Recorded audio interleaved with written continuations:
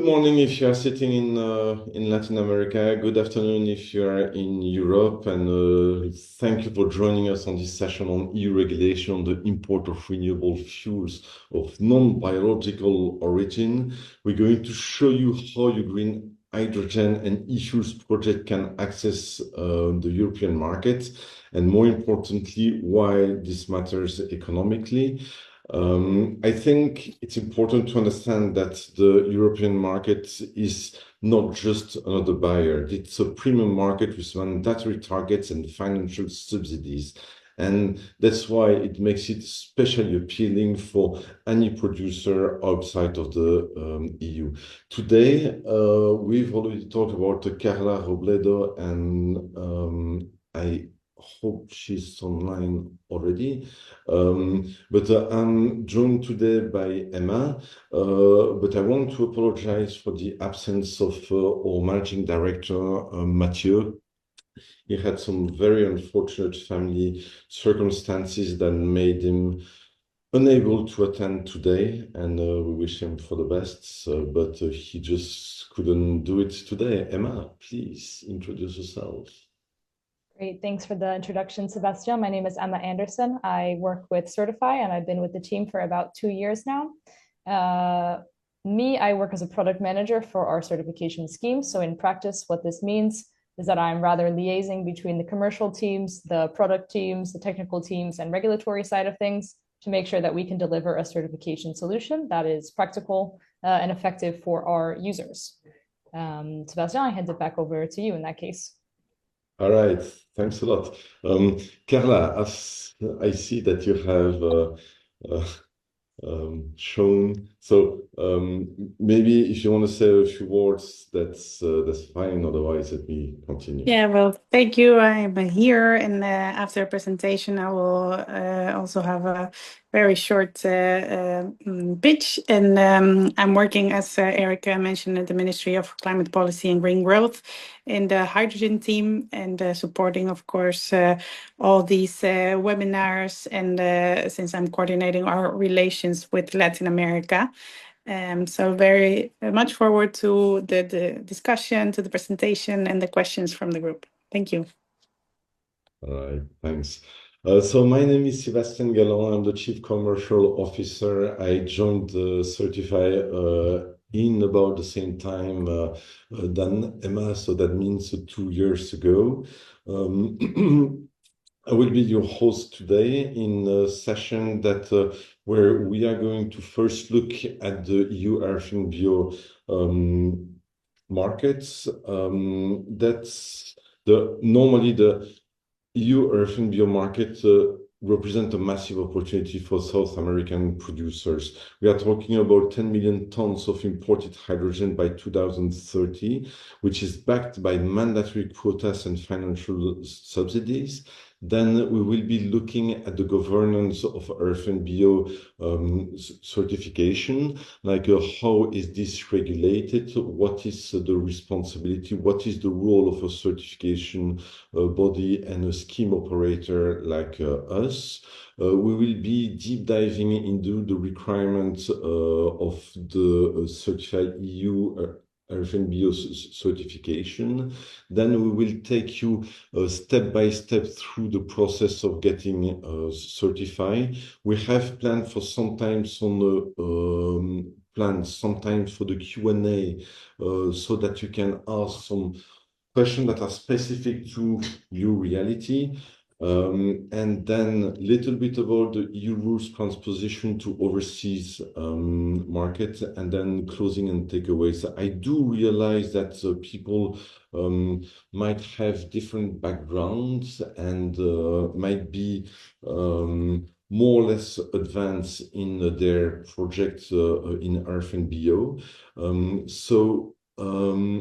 We have planned for a number of questions, and I believe that a link is being circulated now in the chat section. We wanted to ask you what is your level of involvement in RFNBO renewable hydrogen project.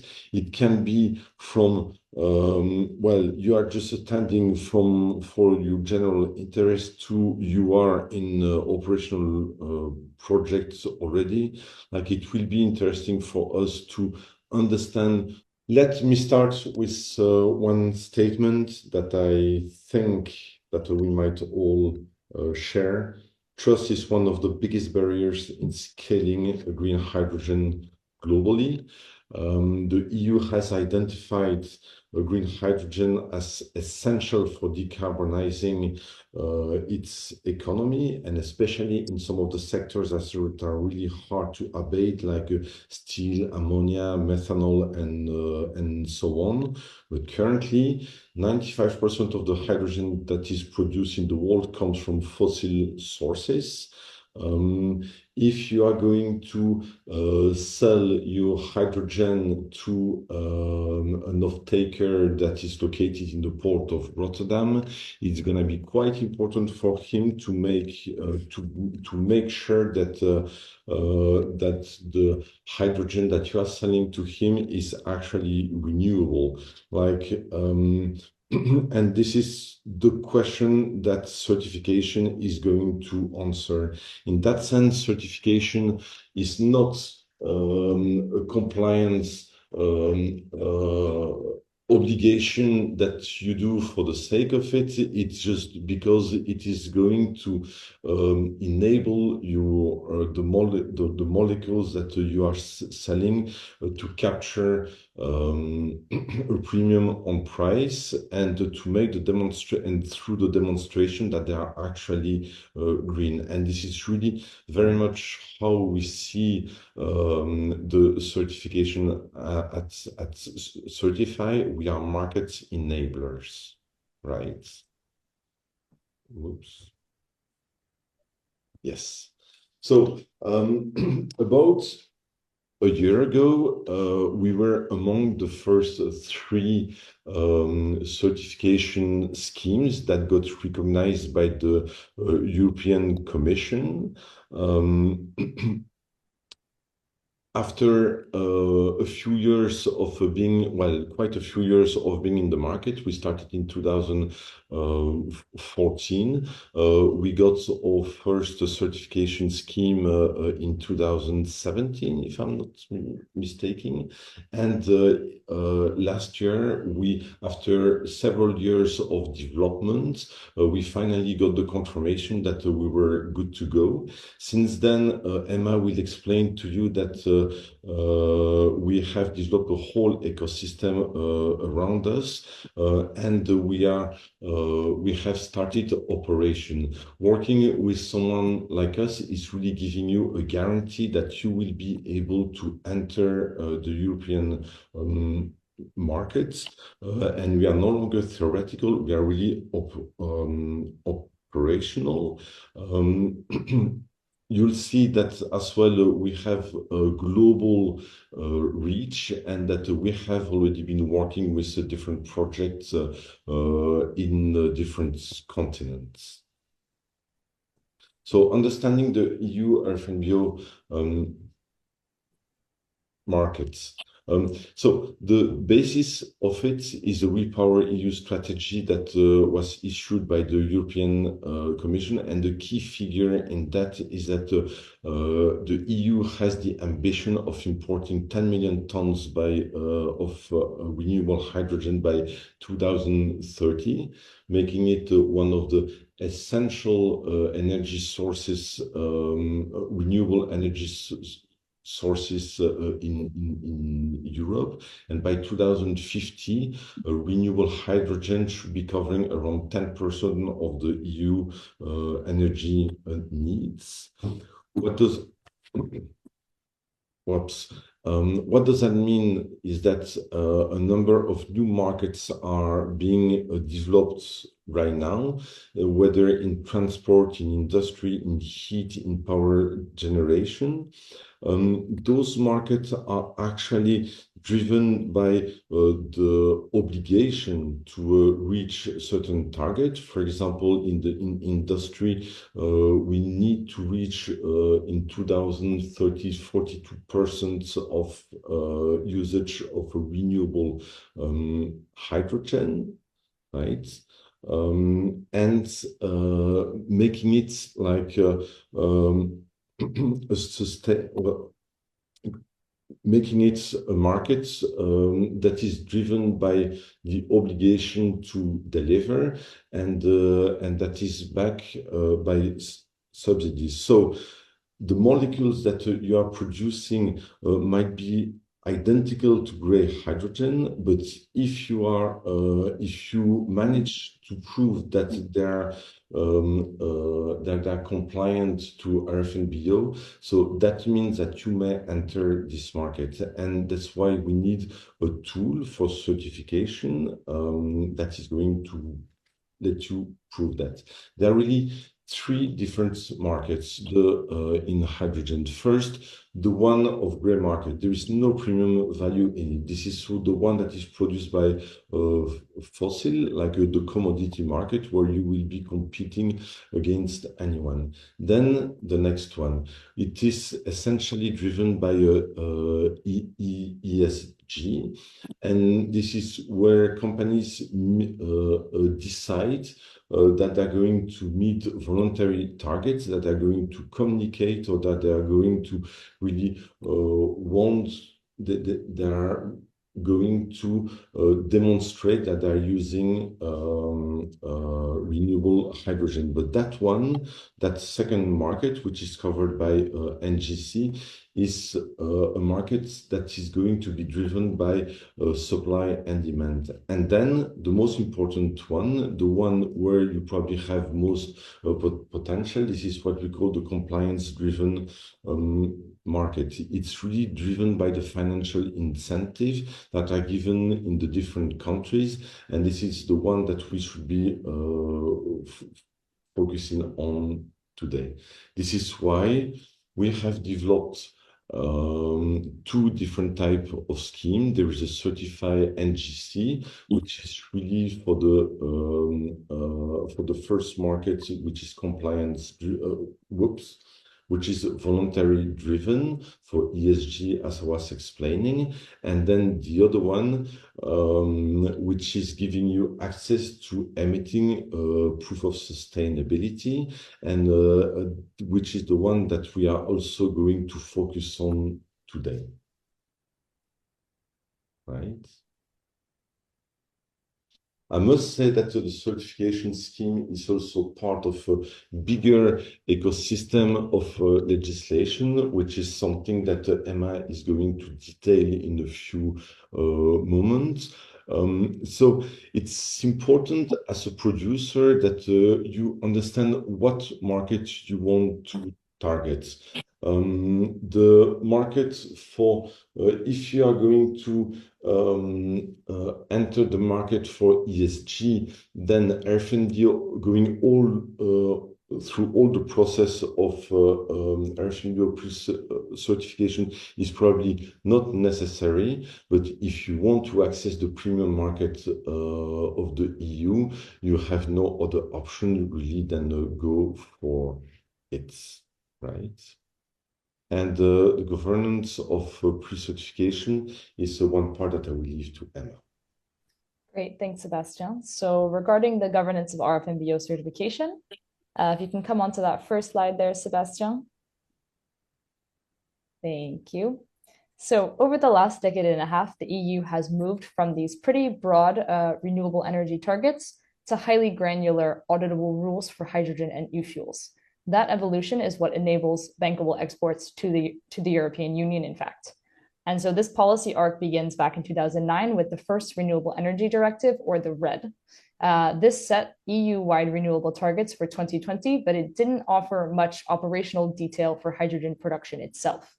In 2018, you had a second iteration of the RED 2, which raised ambition for 2030 and actually began to bring hydrogen into focus across a few different sectors, so power, transport, and industry, as Sébastien previously mentioned. And in 2023, there was another update to the RED, so RED 3, which again further increased the overall renewable target and tightened those sector-specific ambitions in transport and industry first and foremost, while also giving member states an 18-month window to actually transpose that directive into their national laws. To turn those ambitions into concrete practice, the Commission has adopted 2 delegated acts, or what you see on the screen as DAs, which together define when hydrogen and its derivatives actually qualify as renewable fuels of non-biological origin, RFNBOs.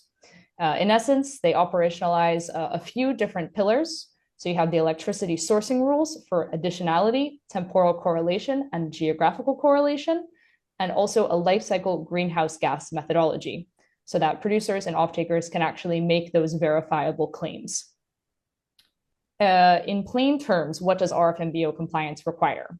But first, you have additionality, meaning that you must source electricity that is actually additional. Typically, that's new or repowered capacity, so that you're not cannibalizing existing renewable assets. Second, you also have to have temporal correlation, which is that your electrolyzer consumption should be matched with actual renewable generation. Geographic correlation, so production must take place in the same bidding zone as the renewable source or in an eligible interconnected zone. I think Sebastian will go into more detail on what this really means in the RFNBO requirements section. And finally, GHG performance, so your greenhouse gas performance. Projects must demonstrate a minimum life cycle emissions reduction of 70% under the EU specified methodology. In parallel, the European Union is also defining a space for low carbon hydrogen, so molecules that are produced from non-renewable sources of electricity that still achieve significant carbon dioxide reductions. The intent there is to keep a clear differentiation between RFNBO and low carbon volumes with respect to both the definition and those claims, which is super important for offtake contracts and pricing. For Latin American producers specifically, these rules, as Sebastian has said a few times, translate directly into commercial opportunity, such as those premiums for compliant volumes sold into EU markets. That said, they also do set very specific engineering, contracting, and data requirements that need to be designed into your project really from day one or as early as possible. So let's talk about PPAs structured for additionality, metering and data systems that are capable of hourly correlation, and contracts that reflect your certification needs. The same logic will apply whether you're producing hydrogen, e-ammonia, e-methanol, or any other derivative of hydrogen. In short, those EU rules now we see are clear enough to build on, but they're also precise enough that you need to start thinking about this as early as possible. And with that context established, we can now take a look at how those rules translate into each actor's responsibility along the value chain. So that's done. If you can continue on here. So in order to access the EU compliance market, every operator along the hydrogen and e-fuels value chain, including power suppliers, producers, processors, traders, and importers, must navigate the RFNBO certification rules with precision, because there are evidentiary responsibilities that are shared across all of these handoffs. So at the very highest level, you see on the left side of your screen, the European Commission has effectively set the rulebook via the RED and its associated delegated acts, which again define what qualifies as renewable hydrogen and derivatives and how to actually prove that. Traceability and no double counting principles are enforced via the Union Database, or the UDB, which will record all transactions along the value chain. Then you have voluntary schemes like Certify that operationalize these rules into certification schemes and audit protocols, with independent certification bodies actually verifying your compliance according to those guidelines. On the right-hand side, you see member states. They are the ones that are actually transposing the Renewable Energy Directive into national law. They're putting practical mechanisms like incentive schemes and subsidies in place to spur market uptake. And they also have a responsibility to monitor national statistics that will feed EU-level reporting. In practice, for economic operators to know, there's a few items that should be established as evidence. So for one, electricity and renewable proof. Your power supplier or PPA needs to demonstrate additionality, the correct temporal matching, and valid geographical correlation. You can expect to provide PPA terms, commissioning dates for new and repowered assets, and also proofs of renewable origin that align with the EU rules. Regarding your hydrogen and e-fuel production, you should also maintain auditable mass balance sheets from electricity input all the way through to hydrogen output and conversion if you're producing e-methanol or another derivative, for example. And your data logging should also capture hourly operations, curtailment, and any grid imports, all tied back to the correlation rules and your appropriate certification scope. With respect to greenhouse gas accounting, your life cycle emissions must be calculated according to the EU specified methodology, and this will cover electricity, water treatment, synthesis, and logistics to the point of delivery. This will be validated by the certification body to make sure that it is in line with your selected voluntary scheme and the EU criteria. Finally, sustainability attributes must move with the product under approved mass balance controls. So traders, shippers, importers all need to ensure consistency of claims, work to avoid double counting, and manage all of their data processes correctly so that the final EU offtaker can actually claim their RFMBO compliance. In short, RFMBO certification clearly requires an abundance of cooperation across the entire value chain. So because of that, we really recommend that any producer who's interested in certification should engage with a voluntary scheme and a certification body early on in the process to clear up any uncertainties in project design. Let's move on to the next slide to see how Certify can actually simplify this journey now. So what Certify does, we're really trying to turn those EU rules into a practical pathway, bringing you from concept to actually achieving compliance. First, with Certify Academy, you can really gain early stage clarity. So your teams can achieve a shared understanding of all the requirements, the mass balance rules, traceability criteria to result in fewer redesigns and faster decision-making during certification. Second, with pre-certification, you can actually de-risk your assessment. This is in collaboration with our certification bodies and our consulting partners. Basically, they'll run you through a structured readiness assessment against the EU RFMBO requirements. Strong pre-certification outcomes can support FID, offtake negotiations, while also establishing the kind of data foundations that will make your eventual certification smoother and faster. RFMBO certification, this takes place when your facility is finally commissioned, and certification can be granted after a successful audit by one of our CBs. To support you through this, you can access all of our documentation. We have practical templates available for you, and also a technical support service that can provide guidance where the legislation is still unclear.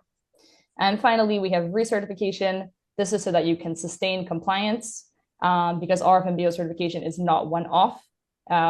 Installations must renew their eligibility each year to continue claiming RFMBO volumes. In short, our goal is really to make compliance a managed process, training to align your teams, pre-certification to de-risk, initial certification to unlock market claims, and annual certification to keep you aligned as the rules evolve. None of this occurs in isolation. We're working very closely with a few different partners, which I will speak quickly to on the next slide. So as I said, Certify is bringing together industry, auditors, our past clients, our future clients, and also key EU institutions to make sure that these rules translate into workable certification processes.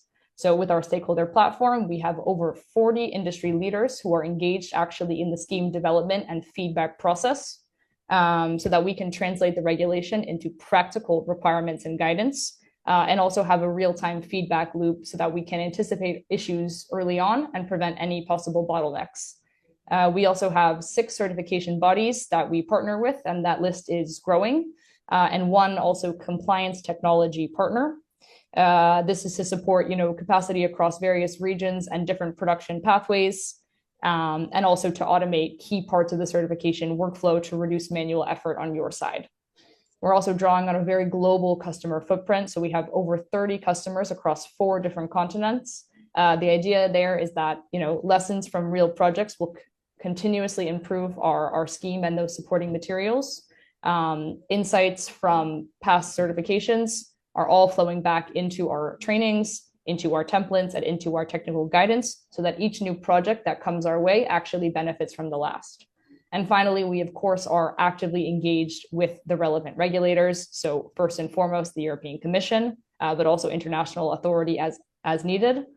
This is to assure alignment with the evolving legislation and certification best practice, and it allows us to translate those clarifications quickly into actionable guidance for your project teams. The result is a well-connected, continuously improving ecosystem that delivers, quick certification, smooth audits, and allows you to make robust claims with your off-takers and financiers. So if you're planning or already building a project that's targeting EU premiums, please feel free to reach out after this session to discuss these steps and requirements. But for now, I'm going to hand it back over to Sébastien to discuss the RFMBO requirements in more detail. All right, thanks for this, Emma. And actually, I'm going to go back to one thing that you touched upon. There is one principle to understand. The RFNBO certification focuses on the installation and economic operator and not the products itself. So that means basically that any intermediate in the process that will have a physical ownership of the molecule will need to go through a certification process. And the certification process will enable him to issue what we call POS, so proof of sustainability. And as Emma was explaining, like each of them will need to comply with the basic principle of, with the full principle of the certification, and will be able to, and will need to calculate the impacts that it will have on the molecule and pass it on to the next one through the POS. If you look at this value chain here, it goes from the electricity producer to then you've got the production unit, transport, storage, and all the way. And all of them will have to go through that process. Why? Because each operator is responsible for maintaining sustainability feature, tracking quantities through mass balance, calculating a GHG emission for their segments. And ultimately, they will be emitting a proof of sustainability. A practical implication of that is that you are a hydrogen producer, say in Chile. You are selling ammonia to a refinery in Germany. Well, both you and the refinery and potentially the intermediaries will need to go through that certification process, and each of you will need to issue the proof of sustainability. So this is the one principle that might be counterintuitive to understand. It is very different from like certification on coffee, for example, where the certification really follows the actual product. Here, each of the plants or the installation will need to be certified. There are two basic principles to follow there, and it's again something that Emma explained a little bit earlier. There is what we call the sustainability requirements. It's not only that your electricity needs to be renewable, but you must also prove additionality, temporal correlation, and geographical correlation. And then the second one will be the GHG intensity reduction. But let me go into a little bit more details on that. Additionality. The renewable power capacity must be new. That means less than 36 months older than electrolyzer. And it also cannot be subsidized through renewable energy support schemes. Why? Because the EU wants to ensure that RFNBO production drives additional renewable energy capacity. Then there is the temporal correlation. Right now, monthly a monthly match is okay, but from 2030, there will be a hourly match that will be imposed to be recognized as RFNBO. And then the geographical correlation. So production and generation must be the same, must be in the same bidding zone or in bidding zone that are well connected, and there are some criteria to prove that. The GHG requirements, basically, the European Union has set up a reference fuel, the fossil fuel comparator, which is emitting 94 grams of CO2 per megajoule, and you must be calculating a reduction of 70% compared to this.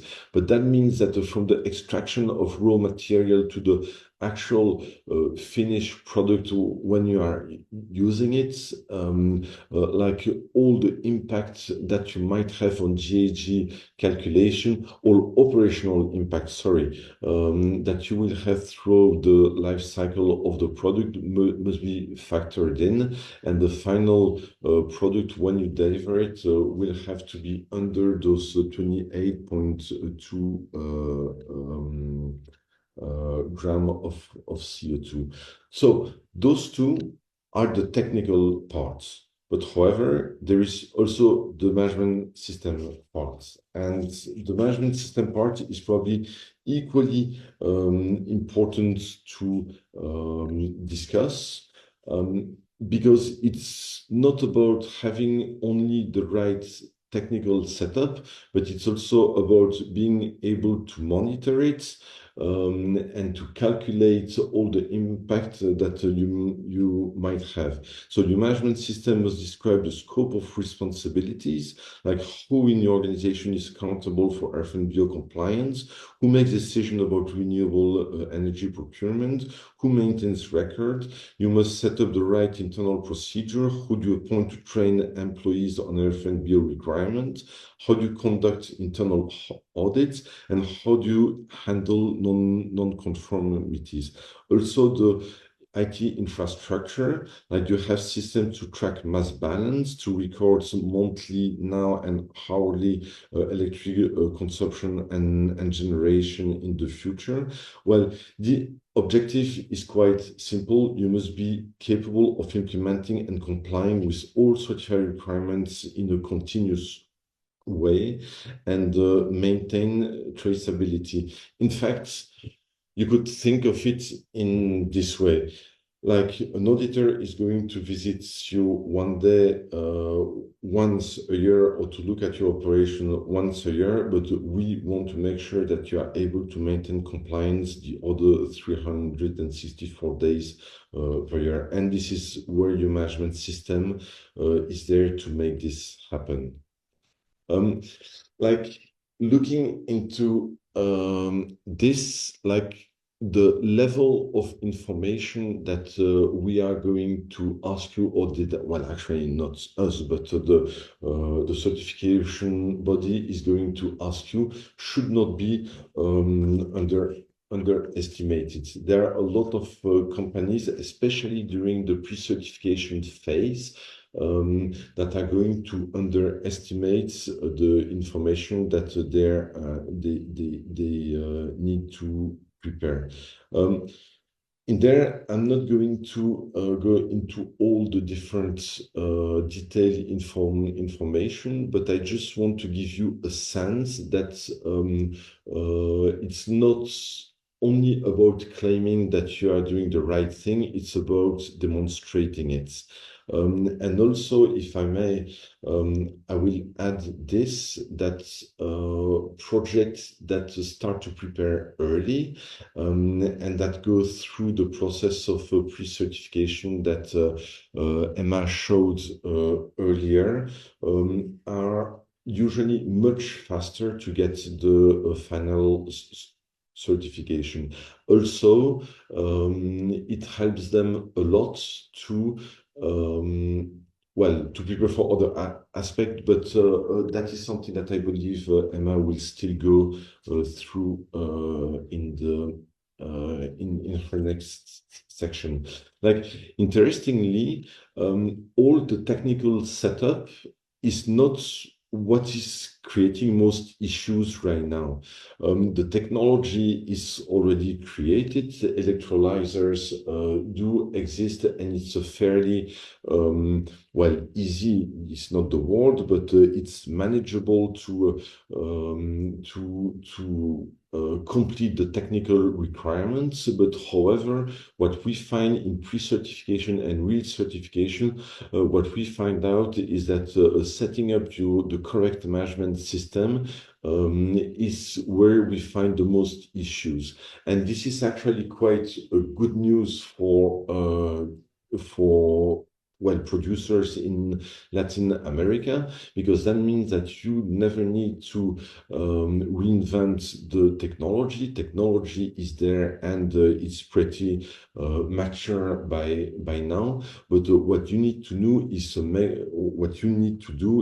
make sure that your technology, no, that your organization is ready to handle RFNBO. So, as an additional question, I'd like to ask which one of the requirements that we have shown you would expect to be the most challenging for your project to comply with, because you might feel that actually these organizational issues are pretty easy to handle. So, just wanted to ask that.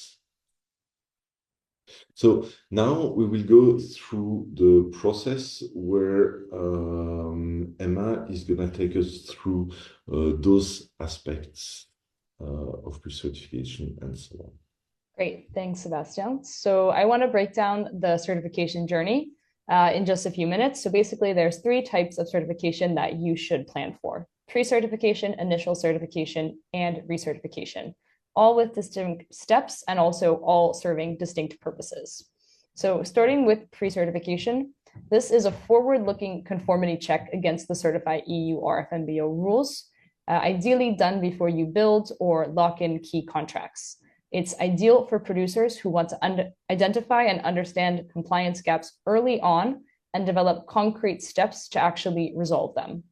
So when you do a pre-certification, what you get in the end is a comprehensive pre-certification report, which outlines your pathway to compliance and the conditions that must be met to sort of stay on track. You also will get a prioritized action plan to close any gaps that were identified in the process, and an auditor-ready template and document checklist that will set you up for a smooth initial audit, again, when the time comes. What we recommend is that pre-certification is best pursued at the pre-feed or feed stage, before PPAs are signed, for example, and before metering or storage choices are finalized. That, of course, is when you can still change course at low cost if there is a problem and change is needed. Pre-certification has a few key benefits that I'd like to highlight. So for one, it de-risks FID and offtake by giving your investors and buyers a documented path to EU compliance. It also can prevent costly redesign by building in compliance from the get-go. And it can also shorten and smooth your actual certification later down the line, because your team is already well versed in the sort of standard of evidence that will be required. Pre-certification is optional, I want to note that, but for projects, especially large ones that are targeting EU compliance premiums, a positive outcome can really help you secure financing and offtake and save you much time and money later down the line. Moving on to initial certification, which is circled on the screen here. This is a mandatory step if you want to access EU compliance markets. It certifies, as Sebastian already explained, the capability of your installation to produce RFNBO molecules in line with the EU rules and the Certify scheme rules. This requires an on-site audit, which will cover governance and responsibilities, training, and internal controls. It will also look at things like electricity sourcing, so your PPAs and any proof of renewable origin that's necessary, your mass balance and chain of custody systems, life cycle greenhouse gas calculations, If you're producing e-fuels, it will also cover the origin of your CO2 sources, and so on and so forth. I'm going to review that full process step by step in the next slide. But again, I just want to emphasize that that initial certification is effectively your eligibility ticket for credible EU market claims and for accessing the associated premiums.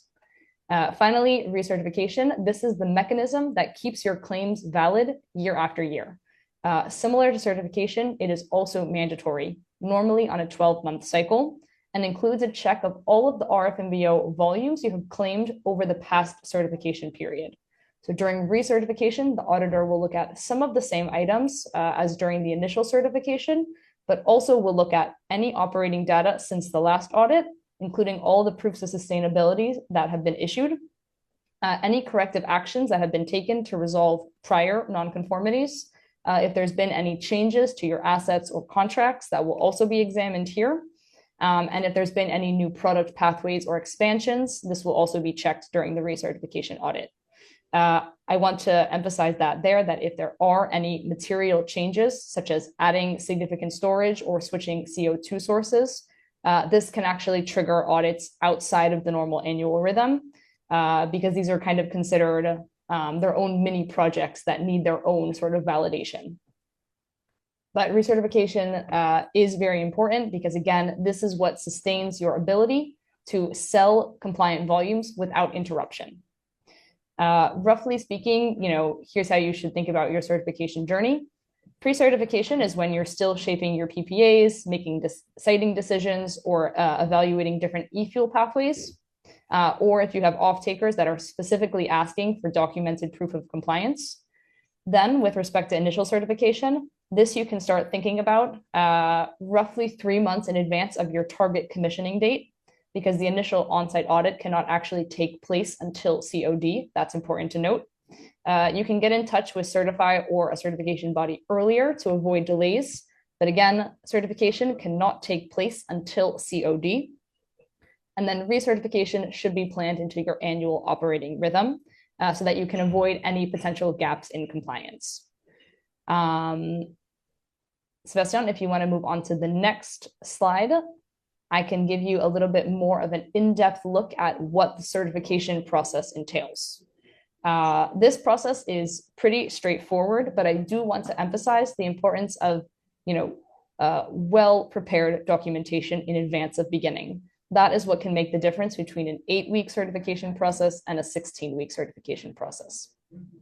Step by step, the very first step of your certification journey is to actually register on Certify's website, which then will bring you into the Know Your Customer or KYC verification process. Here, you'll be asked to submit, details about your company, the location of your facility, the scope of certification, previous experience with other voluntary schemes or certification bodies, just so that we can kind of assess, if there's any risk associated with taking on this project. This will take just up to 10 days normally. After the KYC has been received and verified by Certify, you're then able to select and contract one of our recognized certification bodies to schedule the initial on-site audit. The auditor will probably ask for some documents in advance of them coming on site. For example, PPAs, a company org chart, things that are paper-based that they can review in advance. This will help them prepare for the on-site audit. And during the on-site audit, they will rather focus on the physical check of your metering systems, for example.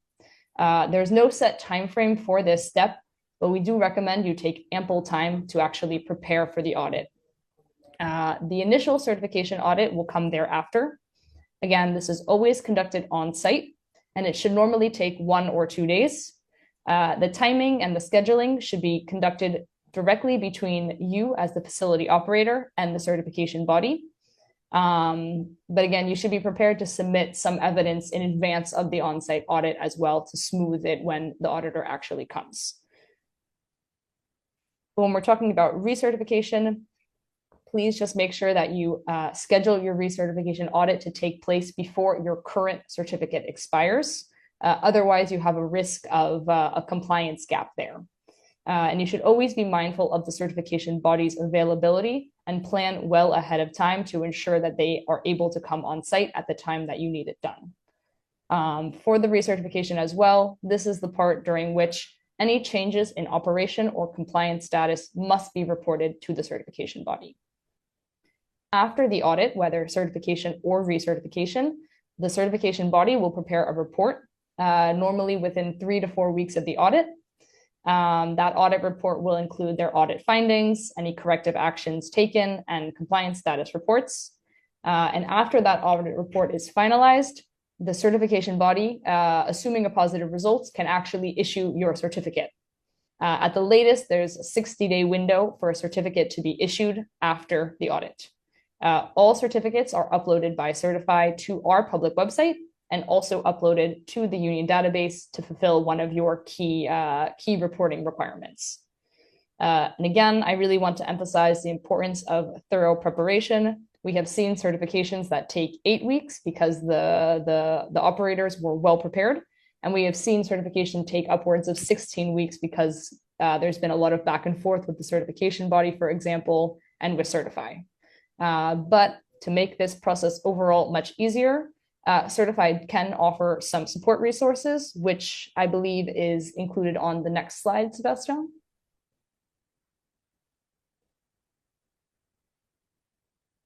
Excellent.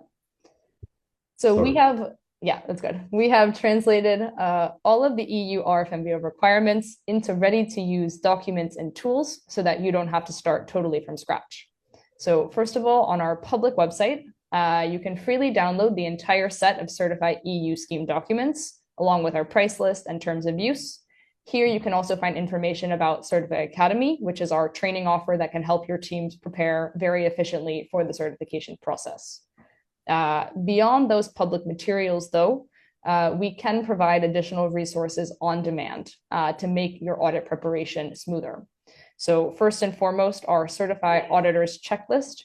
This will show you the questions and evidence that an auditor will actually ask of you during the audit. So this can actually help you prepare, much better in advance of their visit. We also can provide a series of templates. So one example is a proof of sustainability template. That's the traceability document that will be passed on from you to your off-taker. We have a Certify specific template for your use that includes all of the necessary data fields that are required for EU compliance. If you want to access any of these, you can reach out to us at the email provided here. And I'd also like to highlight our technical support service. So for clients that are engaged in a pre-certification or a certification, as well as members of the Certify stakeholder platform, this service is actually offered at no cost, and it gives you direct access to our expert technical advisors for project-specific questions. So this is particularly useful when there's some unclarity in the delegated acts or other legislative texts. This service is also available to non-clients, but on a paid basis, which is variable based on question complexity.